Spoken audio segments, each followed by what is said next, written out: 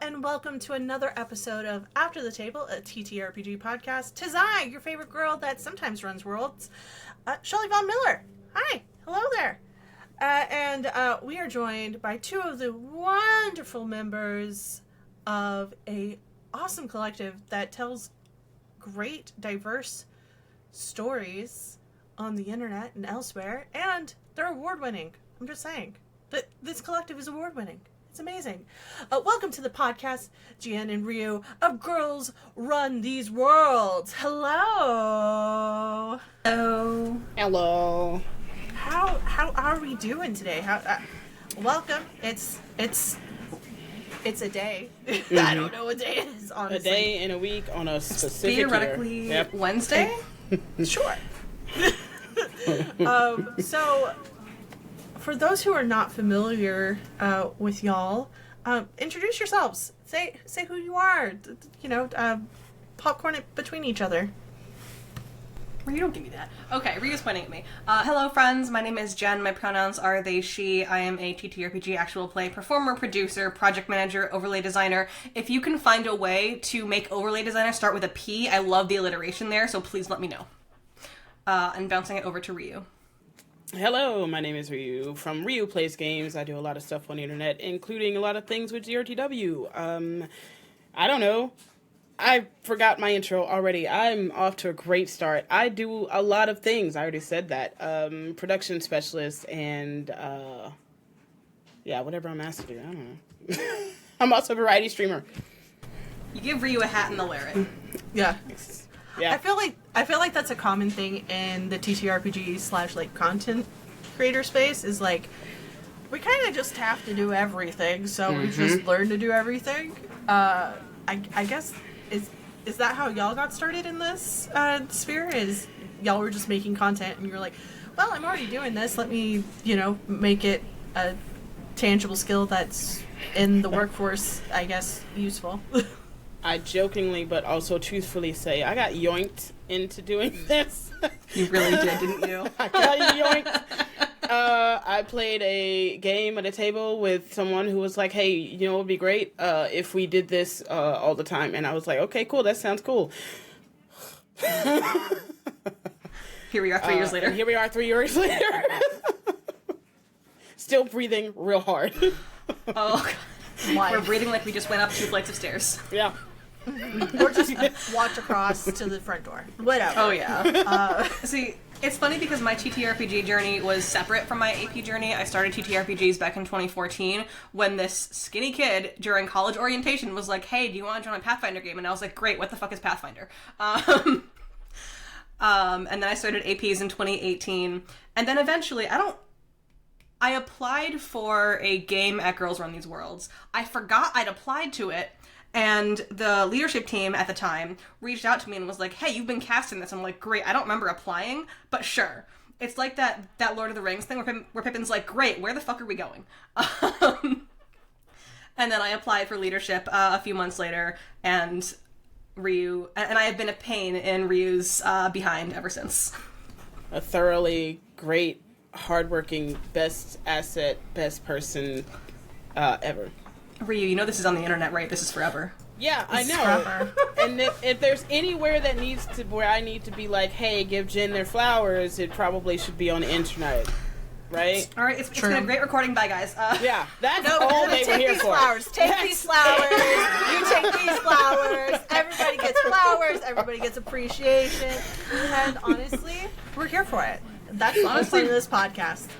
Honestly, Ryu did teach me so many of the things that I still use today, and Ryu deserves flowers too. Give Ryu all the flowers. No. They are, yes, they are, despite whatever they will tell you, an absolutely incredible resource and expert in production. Get fucked, Ryu. We love you. Wow. So this is forever. This is forever. Forever. If you're gonna perceive me, I'm gonna perceive you. I'm gonna perceive you right back. Thanks. We hate it. So you kind of mentioned this before, Ryu, but for those who are not familiar, how did GRTW start? How did it start? Yeah, essentially, Sarah Moore came to me and asked me to be a part of a game for Women's Month, I want to say, way back when. And then it was a good, cool game, and we hit it off, and then we started talking about, man, it would be great if we had a community to do this all the time, not just in Women's Month, specifically to promote women films and non-binary people at the heads of the tables. And that's kind of how it started, and then we just started branching out. It was literally a wildfire, and we've grown exponentially ever since. And we've now we're just hey, maybe we should contain that just a little bit. Just come bring it all the way in. This is actually the first time I've heard the origin story. There's no way that's the first time. I knew that Sarah roped you into it. I didn't know that. I didn't know how the two of you met. Yeah, it was through I think I applied for one of the games for Women's Month, and I think that was Vancouver space at that point. Vancouver by Night, question mark? I don't remember. That sounds right. Yeah, at that point. That was 2 years ago. We're literally a month away from our 3rd year anniversary. Wow. That's crazy. We hooked in Roll for Luck for that too, which is the game that I run. So it's been going for 3 years. Wow. Vancouver, I know those people. They're friends of the vampire podcast that I'm part of. Yeah. Friends of the cast. They're probably Canadian. They're probably. We know Canadians at them, so they're allegedly Moose. Canadian. That's all right. I'm sorry. Moose! Maple syrup. Justin Trudeau! Yeah. Sit on my knowledge. I don't know. So what are some of the favorite stories that y'all either told on the channel or just that y'all have been able to tell just in general? This is so basic. The gay ones. I love gay stories in this house. Can we talk about how that's all of them? Well, okay, yes. All of them? But specifically, it's so hard to find a place that not only embraces, women and femmes, but also embraces sapphic love. I absolutely love how, especially our flagship show, they're called the Sapphics of Luck, which is absolutely incredible to me. I love that this is the platform that GRTW is based off of. And that table is very gay. Very gay. Very gay. We love There's gay not in a this villain house. that I can show them that they're but we could fix them. Smash. Smash. Mommy? Yeah, literally. Look, I can fix him or he can ruin me. There is no in between. Real. I am the horniest ace you'll ever meet. What red flags? Red flag where? As a fellow ace, I understand that. It's yes, smut. Well, look, it's not me in it, so it's fine. Exactly. It's the character that I'm playing. It's fine. Exactly. It's My fine. character's having a great time, just getting their knees wobbled, but I'm good over here. What a phrase. Me on the opposite end of that entire bar, and I'm still dumbfounded by every time you say something. I love you. Favorite stories. Anything that makes... I don't even remember the story at the time or the game at the time or even the plot of the game if we had one at the time. But I do thoroughly remember my entire Abdullah Amlagada being hurt from laughing the entire 3 hours that we were playing. And all I remember is the back of my head, the back of my skull hurting. I don't think I've ever laughed that hard before. And I kind of want that to happen to me. I've had, where it hurts my ribs, or, I have a stomachache afterwards because I've laughed so hard. Mm-hmm. But I've never had my whole head hurt. And I want that to happen. And that same night, one of our cast members actually had to step away because they laughed so hard they puked. Jesus. How can you not remember which game this was? It was a Roll for Luck game. It was maybe a month ago. That's all I can tell you. Oh my god. Go check out the YouTube. Ryu, how do you not remember what game this was? It was... There you go. So, I guess y'all have been doing this for 3 years, or coming up for 3 years. What have been some of the pitfalls that have happened along those? What have you learned from them? What have been the pitfalls, and what have you learned to make the collective better? What haven't we learned is the better question, I feel like. Yeah. I've learned, me personally, have learned different inclusionary tactics and inclusionary terms, because again, we started out with just women, but obviously that has a string webbed of differences and lived experiences and meanings. And so I've learned to always be defending girls run these worlds, but also the point is girls run these worlds. So I don't know. And oh yeah, like kind of building off of Ryu's, like honestly, again, like what haven't we learned? This running a channel, especially one that focuses on marginalized identities, which all should, but moving on. It's going to come with constant learning, not only because there is an infinite wealth of things to learn, but also because this landscape is constantly evolving. What I learned this year may not be relevant next year. What I learned today may not be relevant tomorrow. Who the hell knows? But two of the biggest pitfalls that I have run into personally are the very, very obvious pitfall of getting diverse applicants. Diversity has always been a really challenging thing, partly because getting a diverse cast isn't just something that we do by putting out an application. It's something that we have to do by building trust with the community. And then aside from that, and like, I know there's some more that we're going to cover on this later, but not realizing exactly how much work goes into this on the back end. When I first came into GRTW, like, I didn't know what went into it, because I'd been in an AP before, but I just showed up and played. And then going into leadership, I had my world opened up to a whole new set of things that takes at least twice as long as anything that you do on the front end. And to build off of that too, specifically the what we learn might not be relevant tomorrow, the tech alone. Learning the different ways that you can get people that don't have the best tech, but we still want everybody to sit at the table, even if you don't have the best setup. We'll find a way. You just gotta help us by pressing the right buttons on the other side, first off. But second off, is all the tech and the software that we use to be able to do that. VDO is something that we've used instead of Zoom in most cases for various reasons. Me, I have a hate war against Zoom.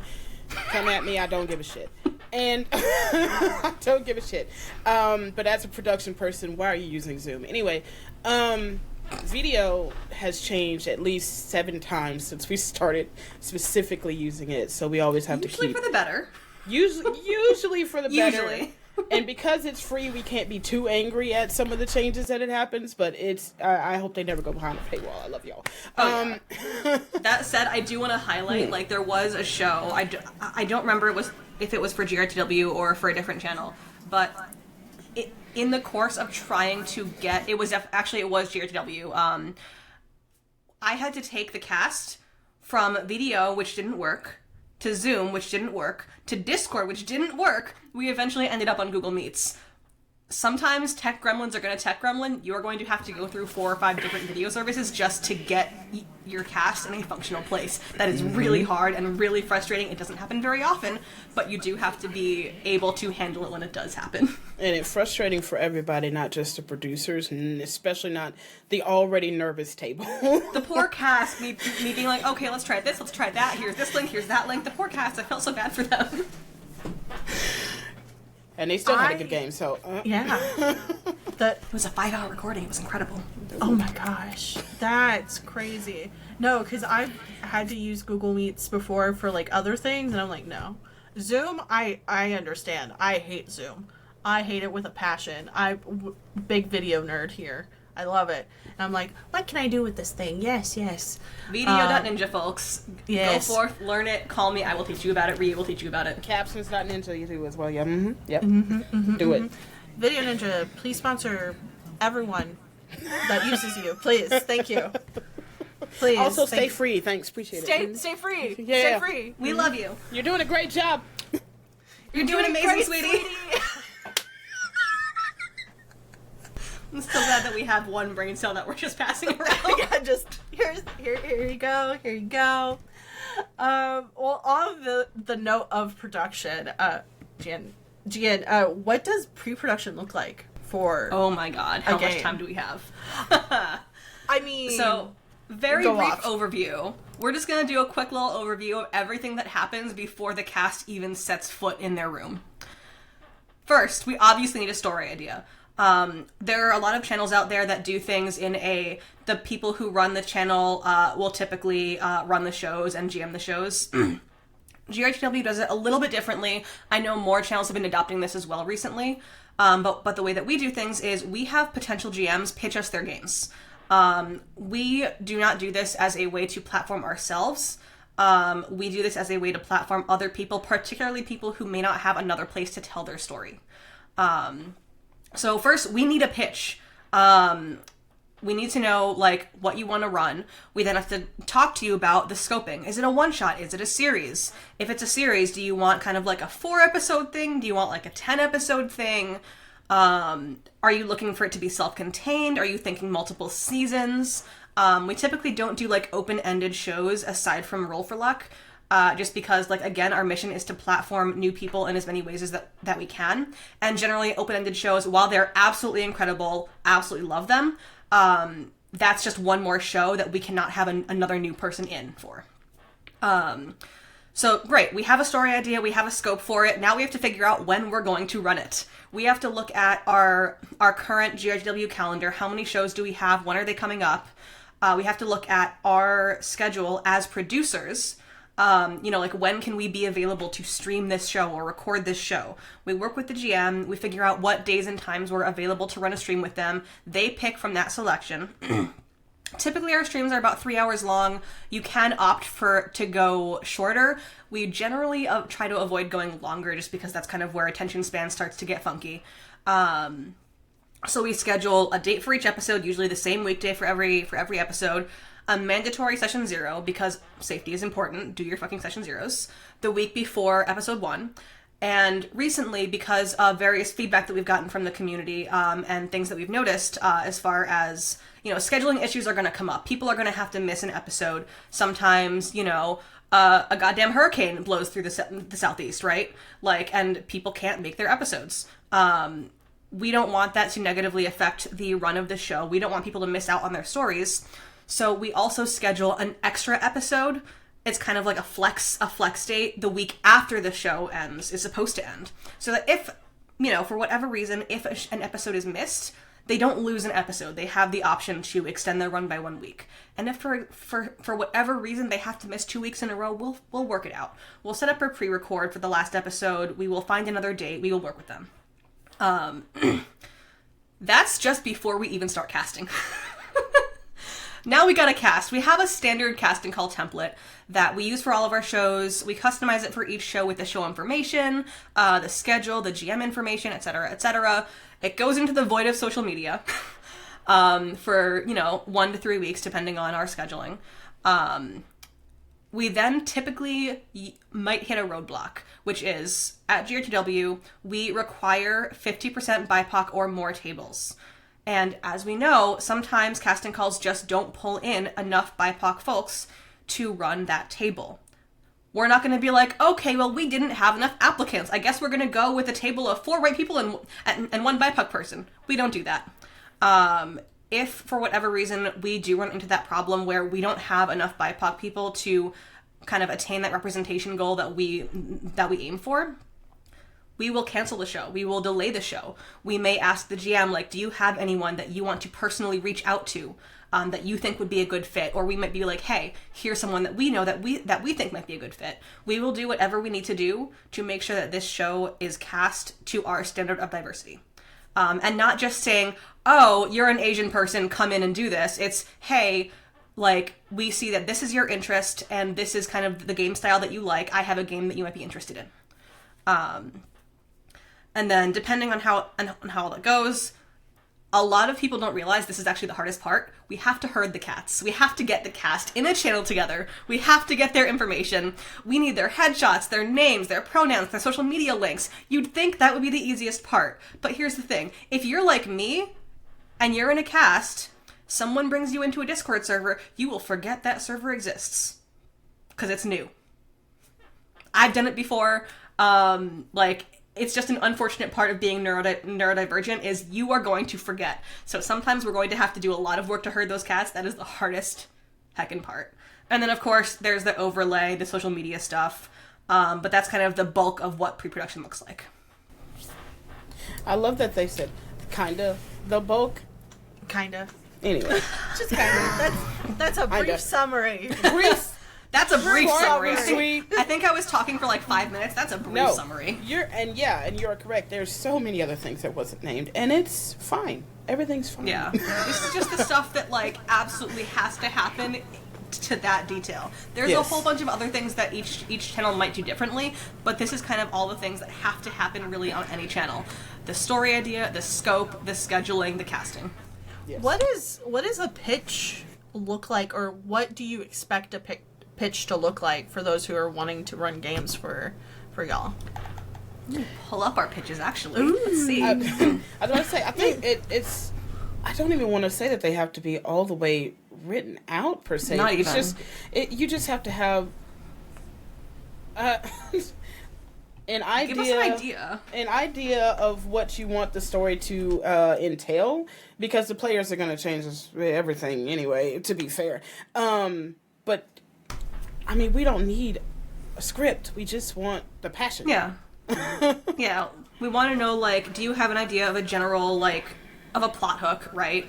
Do you have an idea of, again, like, how many, the scope of your story? Is it a one-shot? Is it a series?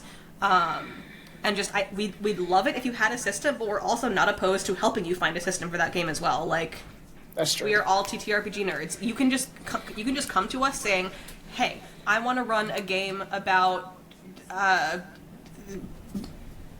Ryu, help me out here. Absolutely Lesbians? Yes, Lesbians? I want to run a game about lesbians. And then Ryu and I will come to you and is say... Is there a certain game for that? I wonder if it's in the title. I wonder or anything. if they could possibly be wielding weapons of some sort. Blades, Like maybe. blades of... I don't know. Yeah. Thirsty sword lesbians. There it is.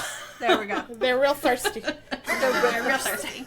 They're real thirsty. But, like, yeah, like, really all we need is general concept. We are happy to work with our GMs. If you have a general idea of, like, hey, I want to tell this story, but I don't know how to tell it or what to use to tell it, tell us about it, and we will help you find a system for it. And if we can't, we'll write one. Ooh. That's not an official promise, to be clear, but... Please. Why would you do that? I want to learn from my TTRPGs! You heard of her first! I homebrew enough. I'm tired. Yeah. I guess on that as well is, are you looking for not just diverse games as in players, but like the type of games, the systems that you want to run for what are you looking for different type of systems, or you're like, oh, we got a bunch of applications and people are only wanting to play D&D. Great. I feel like that's I actually never happened. think... Yeah, like, Roll for Luck, I think, is the only D&D game, and it's heavily homebrewed. So, at this point, is it really 5e anymore? It's not even 5e, because at this point, we're jumping through systems. Yeah, y'all moved, yeah. Yeah, like, honestly, a lot of the folks that come to us... I'm generally careful about wording my opinions of 5e, because it is a very divisive subject. Here's where I stand. Go off. Look, I enjoy 5e. I am someone who likes a good combat game. I like to roll initiative and roll to hit and, et cetera, et cetera. But I also am very aware that it is not the only game out there. Like, there are games out there who try to shoehorn these different stories that really don't belong in 5e into 5e because it is what they know. And it's one thing to be like, okay, well 5e is what I know and I don't have the time to learn another system. That's fine. But generally, the community that we attract and we hope to continue attracting are the people that like the indie scene, the people who, you know, shop at Free League at PAX Unplugged, right? And the people who like to go hang out with like Monty Cook, etc., etc.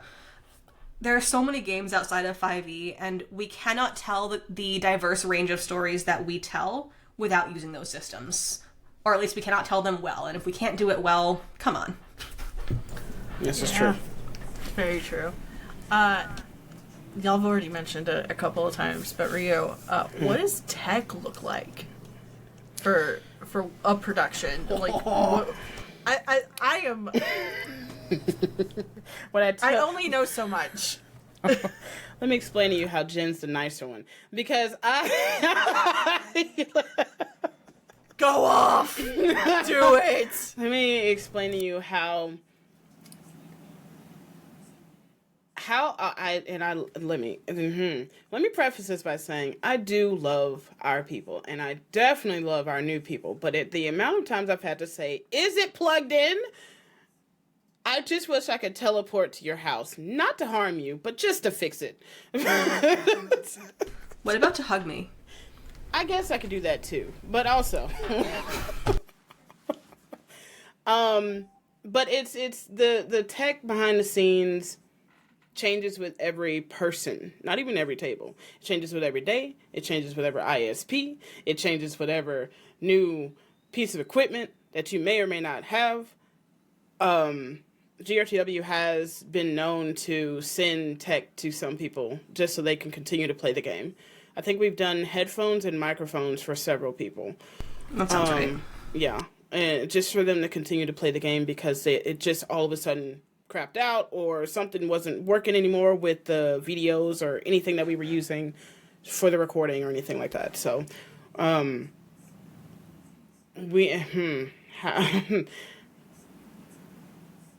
yeah. Okay, on that, because I didn't know that y'all sent headphones and microphones to people. What do y'all get sponsorships from companies? Do you apply for grants to? We do. This is just like a box of things. You're like, I have like a random pair of headphones and an old microphone. So with that, it kind of depends. Like, obviously, our channel leadership has kind of been a little bit in flux over the last couple of years as things have changed. A lot of the time, if a cast member needs something, if a council member just has it lying around, they will usually be like, all right, I'm just going to go ahead and send this. But in addition, our financial model is that we split income between our casts, our council, and what we call like operating costs. Now, I don't remember the exact divide, but I want to say like each is like roughly in the 30s. I want to say in percentage wise. And our operating costs go to things like our Zoom subscription, any other like business related stuff. Like if Canva ever decides to bump up its pricing and we have to, you know, shell out more for that, you know, I have opinions. But it's for operating costs. It's for anything that we need to use to keep us running. But we are also not opposed to using those operating costs to keep a game running, keep a person running. If someone's microphone shits the bed, right? Like we can pretty easily just, obviously it depends on where we're at in, like financially, but if we have the resources, we might just send them, it's not going to be a top of the line, sure, microphone, right? But it's going to be something that they can use at least to get them through their series. Are y'all a 501c3? No. We don't have the organizational skills for that. We don't have it's not even that. We've been trying to figure out specifically how and the when and the how mostly, and the how much mostly of getting whatever that could be, whatever that can mean, LLC or whatever, but not yet. Not yet. That's a problem for future us. That's a future problem. Yeah. I guess what is some advice that y'all would give to people who are wanting to stand up collectives like this or wanting to run games on their own channel? This is also for myself. I'm being greedy because I run games on my own channel. Just do it. Just do it. And when the discouragements come, reassess for yourself if it is worth it to keep pushing. For yourself, not anyone else. Ryu, I see you looking at me. Fuck off. And I say that as someone who we've gone through it more than just normal growing pains in terms of a company, in terms of a production, in terms of a channel, in terms of leadership, in terms of everything. So you just have to keep assessing and pivoting and take care of your mental, take care of yourself, take care of your people. Because it does take people to do this. Doing it alone, doable, much applaud, because ain't no way. Oh my God. There's only so much time in the day, and especially like kind of going back to that pre-production conversation, there's a lot to do, and not everyone does every step. Like the pre-production process that I talk about is not just me. It is the entire team. Some of it's delegated, some of it is me, some of it's Ryu, right? Like you can do it yourself, like Ryu said, if you really hate yourself enough. Like, I'm clapping. Absolutely incredible, but that's very much more of a I do this full time, or I am okay with having absolutely no free time. Yeah. Which is a valid choice. You do you. Totally up to you. Now, mind you, I only say that or like mean that specifically because we live in a capitalist world. So like, obviously, there's a lot of things that get put on the back burner just for us alone because burnout happens, capitalism, you got to do more work than you wanted to do, creative stuff. So you got to have to figure it out. And you have to, unfortunately, despite my friends, sleep at some point. So Ryu's been yelling at me to sleep all month. I feel like we're not being encouraging. Listen, do it, okay? Just be careful. Lean on your friends. And do it at your own pace. I'll say that. Especially if you're doing it alone, your own pace. Do not compare yourself to anybody because that is a trap. One-way ticket to imposter syndrome. You do not have to do it all at once. And especially if you are someone, like, I can only speak from my experience here, but if you are someone that has a full-time job, do not look at somebody who does this full-time and say, why can't I do what they do? It's because you have a job. I work 40 hours a week, and then everything else that I do for GRTW, it comes out of my free time. I choose to do it. Ryu yells at me about it. Go to sleep! Whatever, shut up. But honestly, do not look at people who either are able to do this full-time or choose to do this full-time. Whatever their circumstance is different from what your circumstance is. Not everyone is going to be able to do it full-time. And as much as I would like to think that passion can make up for it, it can't always. Sometimes it just takes time, and that is okay. And sometimes that will come in the form of slightly lower quality, like video editing. Sometimes that will come in the form of running, one show a week instead of 3. There are many, many ways that you can, I don't want to say cut corners, but kind of make things easier on yourself.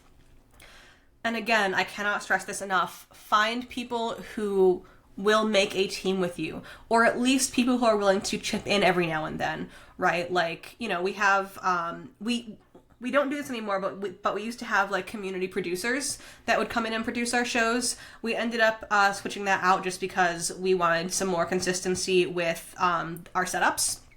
But honestly, things like overlays, things like it's really mostly just overlays at this point. But overlays and edits now, because we're moving into like, doing more edits and stuff for socials. Exactly. Like, assemble yourself a team, even if it's not a big one. Just share the responsibility, figure out what you can realistically achieve. Don't go for, hey, I think on my best week, I can do this, this, and this. No. Base it on your worst week, under promise, over deliver. And then you'll always be happy. Yes. I love that. I love that advice. I guess another question along with that is what is some advice that you would give yourself in the past, like past you, starting with GRTW? How dare you? Yeah. What is some? Look at this is. I guess I always say this. I don't do gotcha questions, but I guess this is your gotcha question. What would be some advice that you would give yourself?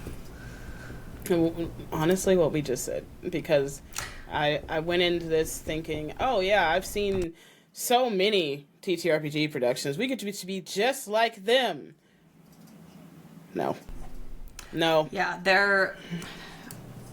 Definitely the comparing ourselves to other people and other productions that just have more time.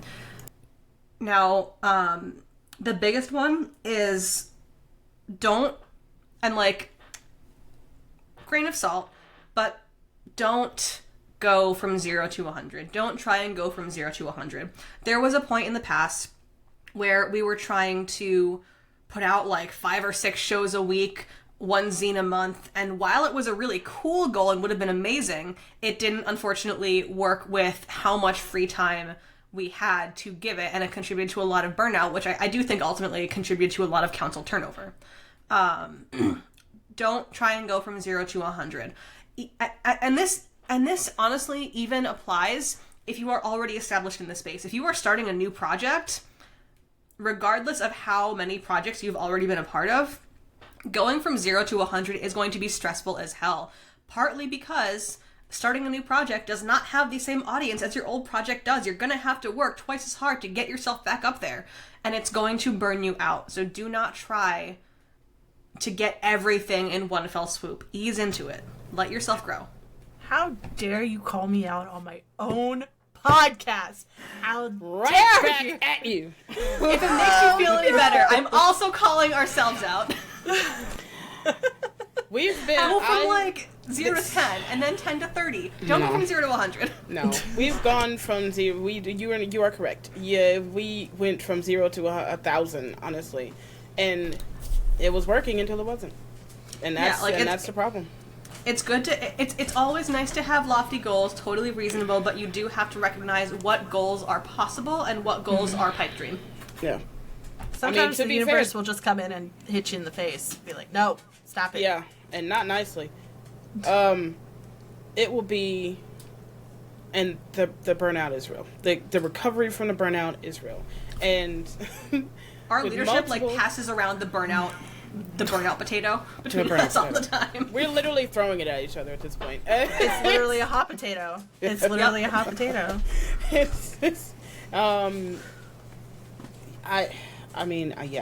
My own personal advice: work at your own pace.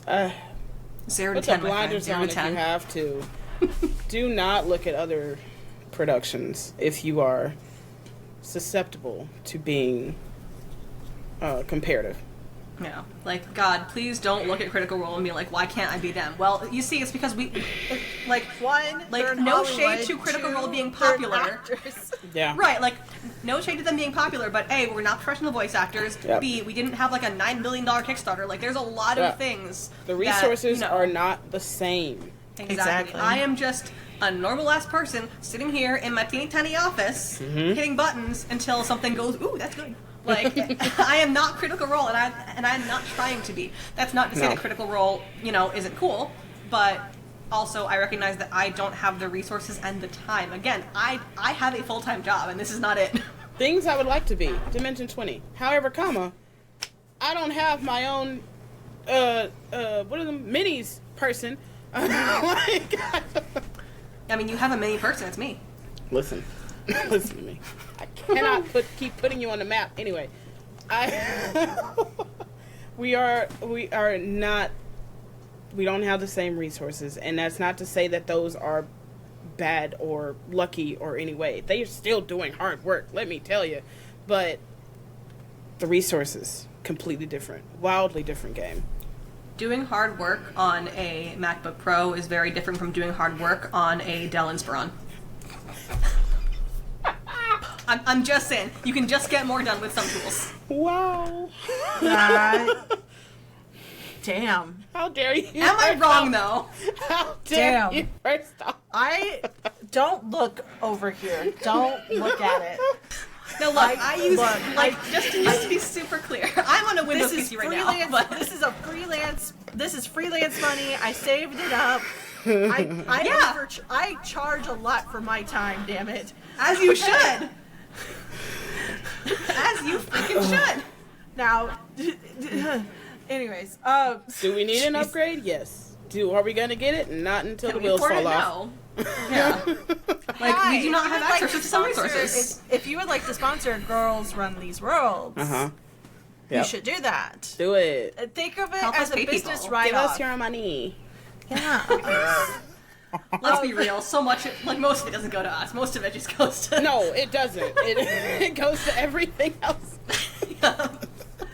We are not in. Oh, that's another thing. Another piece of advice. Don't get into this thing and you're going to make a lot of money. Oh God, no. This is not a cash cow. No, we make pennies. Not unless you are already established and have 20 subs coming at you a day already. You are not getting in this for money. Yeah. You are here for a good time, and if money just so happens to fall off, great job.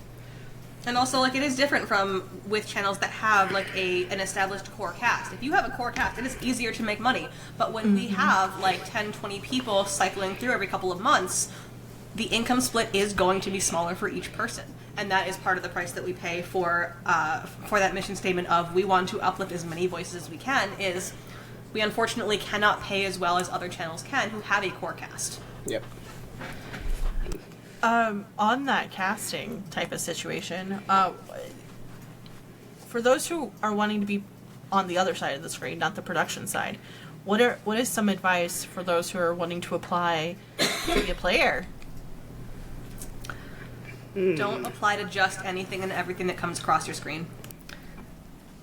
I get it.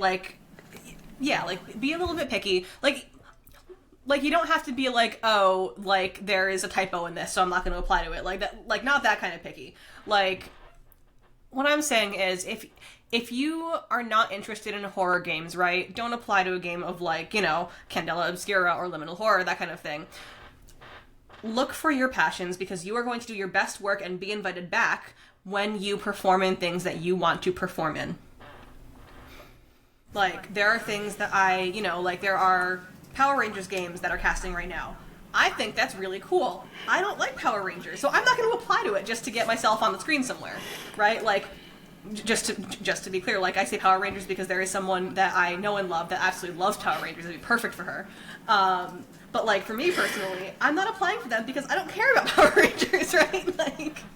Yeah. And I'm not going to do a good job and perform at my best if I am not interested in the work that I am doing. So my advice personally is don't apply for anything and everything. Apply for the things that you genuinely are excited to be a part of. My advice would be when you come to these safety meetings or fill out the safety forms, be ready to, the safest way, being able to talk about something that is a no. You don't have to tell us everything, but just be like, hey, even if because we do it kind of anonymously in most cases. Yeah. So it's not that we're going to call you out, but at some point, if it comes up, you have to be able to protect yourself. Call an X during the game, call an X during the safety, something. But you have to be able to, God, I don't want to say don't shut down because that is a valid response, but we gotta be able to fix it. We have to be able to self-advocate. Yeah. Yeah, I can only think of one instance.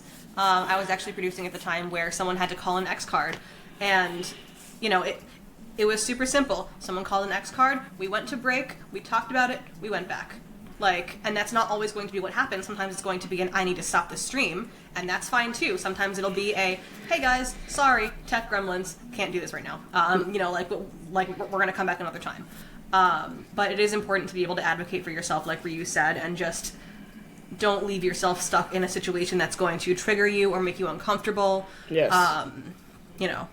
It's a bit different for me because my line is singing, which is a stim for a lot of people. But it's me. I'm the problem. It's me.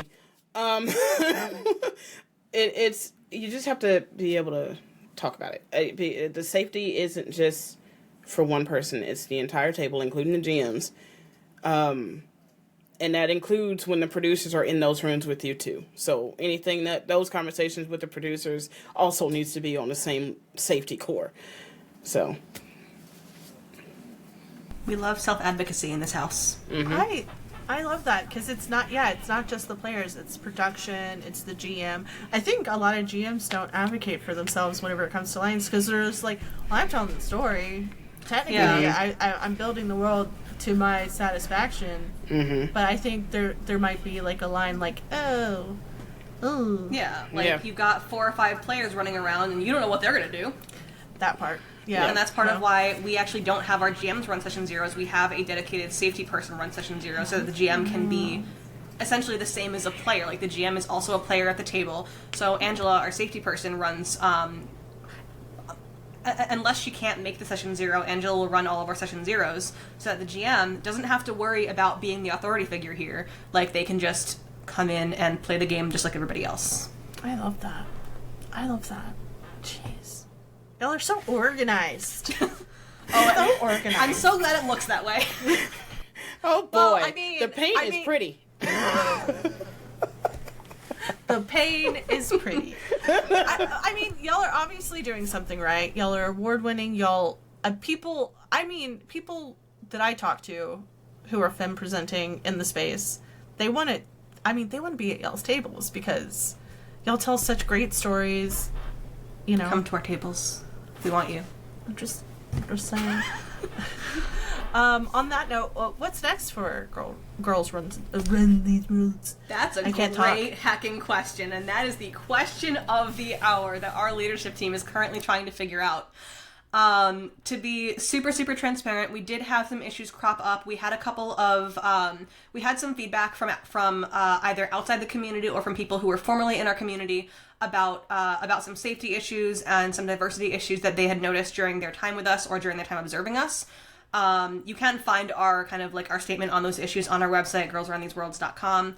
But right now what's coming is we are trying to figure out where we go from here. Right now it's a big question mark. We know that if we are going to be continuing as a channel, we are going to be scoping down. We have made the decision obviously we could never support 5 or 6 shows a week, but we're thinking about going down to like 2 or 3 shows a week max. And that's kind of where we're at right now. We are thinking of doing a little teaser trailer. We're thinking of doing a rebrand. So we are not going to be Girls Run These Worlds forever. Chances are, if you come back and ask us again in May or June, we're not going to be Girls Run These Worlds anymore. So do with that what you will, but we are hoping to kind of leave... I don't want to say leave our mistakes behind us, but learn from our mistakes so that we don't make them again in the future. Because that is the entire point of learning from mistakes, not just to be like, oh, well, it's in the past now, but to make an active effort to not repeat them. So that is, I think, the clearest answer I can give as far as what's in our future is hopefully not our past mistakes. Yeah. And to continue that is the rebranding is not forgetting everything. Like our core, whole reasoning, our whole everything, purpose, is going to stay the same. Women, femmes, specifically BIPOC, specifically more, black and brown, at a table, running it. Period. Having a good safe time. Regardless of what we're called. Yeah, and a lot of it is hopefully as well just kind of a better language clarification. Like, one of the biggest things, especially earlier on, was the language in Girls Run These Worlds, where, like, if we are going to market ourselves as for femmes and non-binary, that's not girls, right? Like, there's always going to be a bit of an issue with language, because when you're trying to come up with, like, a pithy title, right, you know, like saying women and non-binary run these worlds isn't quite the same ring, but we're hoping to get something that's a little bit more representative, or at least it doesn't falsely give the impression that we are representing people that we are not representing, or that we are leaving out any of the people that we try to represent. Yeah, because you can't say non-men rule the world, unfortunately. That's not catchy either. I mean, not really. I mean, it's not catchy. I wear a shirt that said that. No. Non-men run these roles. And look, I'm not saying I disagree with the premise. I'm just saying it's not very catchy. Yeah. But yeah, like the rebranding isn't so much as a we want to run away from our mistakes as it is a we would like to learn from our mistakes and try to better represent ourselves and what we do. Mm-hmm. Great. What's next for you two? What I mean, outside of the channel, what are y'all up to? This is also where you can plug yourself. Oh, hey. Go, Ryu. Okay, listen. So here's the problem. I've been on a personal streaming hiatus for the last and I may or may not. I've been I'm a professional DM. You can find me on Start Playing Games. You can commission me on Coffee. I have all kinds of things that I can get into, and if you have a game that you want me to run, again, commission me. I've been on hiatus from streaming because I've been on Twitch and TikTok doing shenanigans. I'm a variety streamer, but I also watch a lot of Thai GLs. So if you want to talk about that and go down that rabbit's burrow, please join me because it is what? Thai GLs, Thai girl love, Thai.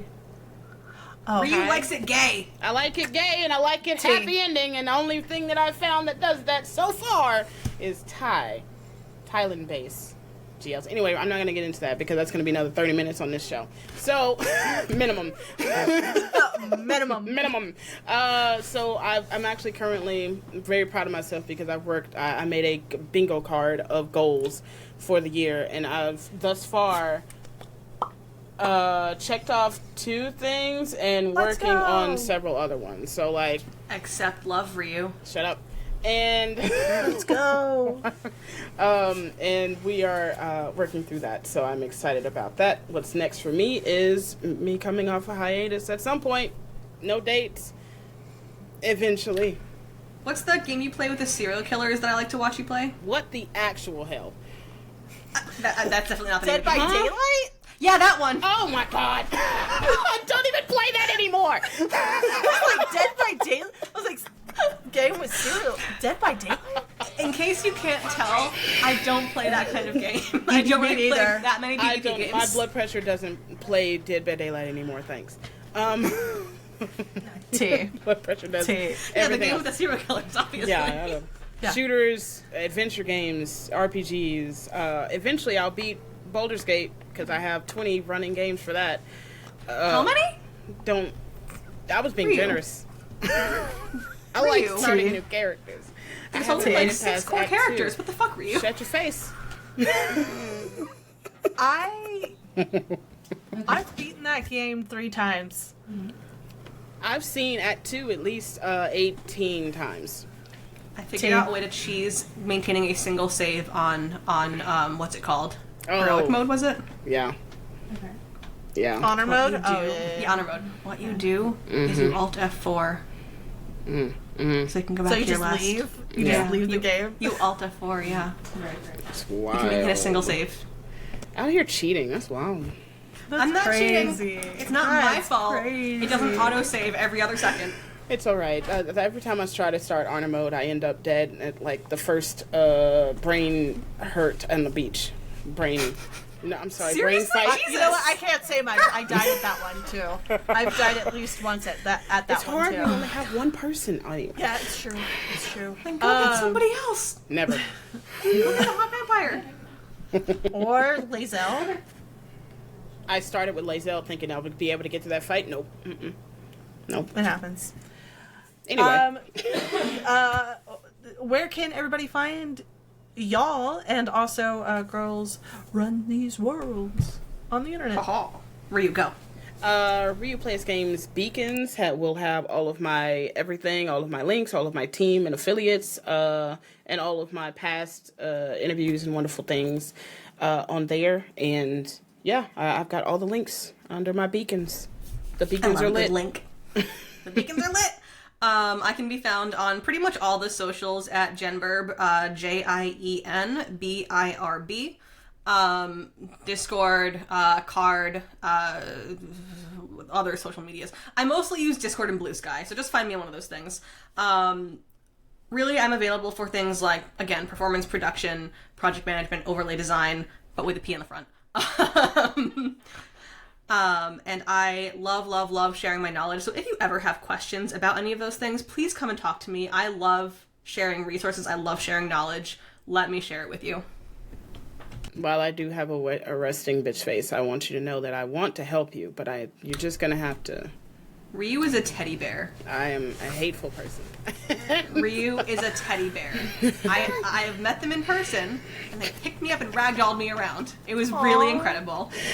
That's amazing. Only for some. I love you. For some. That being said, please go follow these wonderful people and girls run these worlds everywhere on the internet. All the links are down in the show notes. You can follow me everywhere on the internet at Shelly Von Miller, to include Fourth Wall memberships and Patreon, where you can get early access to these episodes, the podcast episodes, and other content, like, you know, me getting ready to get into drag and stuff, because I do drag sometimes. It happens. How was I not following you? I fixed that. Yeah, I'm gonna go do that. Okay. Little known fact about Ryu, I actually used to be a drag king for like a short stint. Let's go. Ryu, what? Yes. Let's go. With that being said, I love you guys very much, and I will see you on the internet. Goodbye.